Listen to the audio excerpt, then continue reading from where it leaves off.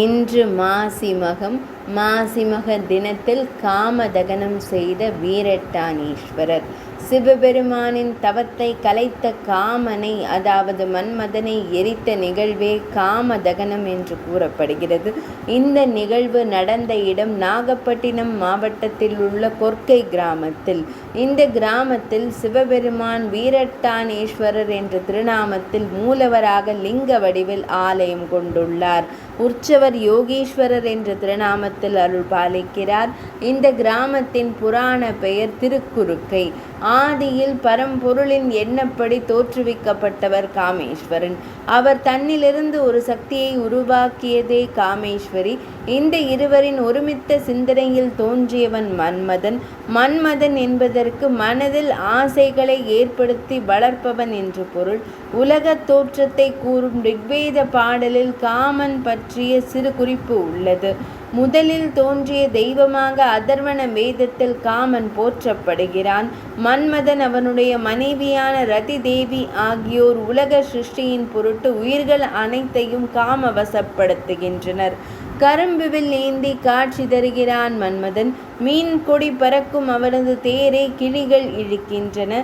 தாளை மலரின் மடல்களை ஆயுதமாக கொண்ட மன்மதனுக்கு உரிய பருவம் வசந்த காலம், இளவேனல் காலம். இதனால் இவனை வசந்தன் என்பதும் உண்டு. தாமரை, அசோக மலர், மாம்பூ, மல்லிகை, நீலத்தாமரை எனும் ஐவகை மலர் அம்புகளை மன்மதன் உயிர்கள் மீது எய்து காம நோயை ஏற்படுத்துகிறான்.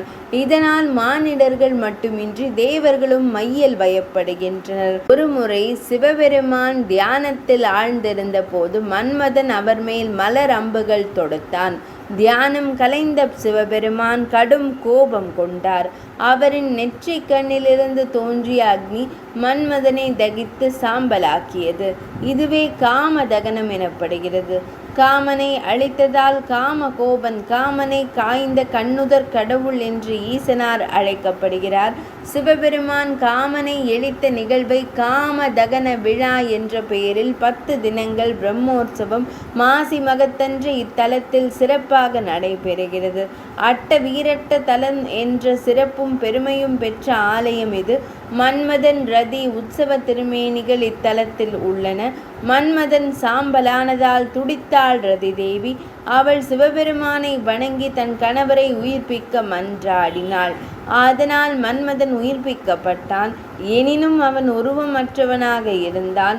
இதனால் அவனுக்கு அங்கமற்றவன் என்பது பொருள். அந்த பொருளில் பெயர் வந்தது. இப்போது மன்மதனால் இன்பம் துய்க்க முடியாததால் அவனுக்கு உருவம் அளிக்குமாறு சிவபெருமானிடம் ரதி தேவி வேண்டினாள்.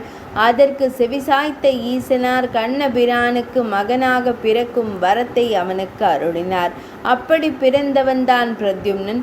ரதி தேவி மாயாவதி என்னும் பெயரில் பிறந்து மன்மதனான பிரத்யும்னனை திருமணம் செய்தாள். தென்னாட்டு புராணங்கள் மன்மதனுக்கு ரதி தேவி மட்டுமே மனைவி என்று கூறுகின்றன. இங்குள்ள சிவமூர்த்தம் காமதகன மூர்த்தி என்று அழைக்கப்பட்டாலும் ரதி தேவிக்கு அருள் செய்து மன்மதனை எழுப்பி அவர்களுக்கு அருள் புரிந்த கோலத்தில் காட்சி தருகிறது.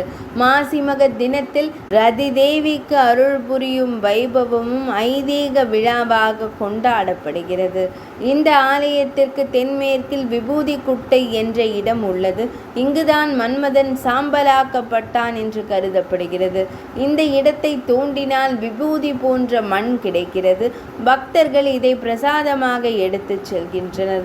காமதகனபுரம், ரதி அனுகிரகபுரம் என்று புராணங்களால் அழைக்கப்படும் இந்த திருத்தலத்தை சுற்றி அமைந்துள்ள கிராமங்களின் பெயர்களும் புராணம் தொடர்புடையனவாக உள்ளன.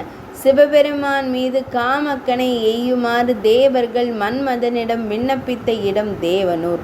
அதை ஏற்று அவன் கங்கணம் உறுதி செய்து கொண்ட இடம் கங்கணம் புதூர்.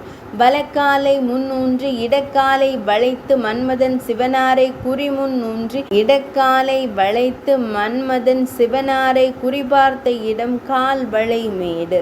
வில்லை வளைத்த இடம் வில்லிய நல்லூர். பஞ்சபாணங்களை எய்த இடம் ஐவான நல்லூர். இறைவன் காமனை வென்றபின் வெற்றி கூத்தாடிய இடம் கூத்தன் வாழ்க்கை என்று அழைக்கப்படுகின்றன. இங்கு மூலவரான வீரட்டேஸ்வர மூர்த்தி சதுர வடிவ ஆவுடையாருடன் திகழ் திகழ்கிறார்.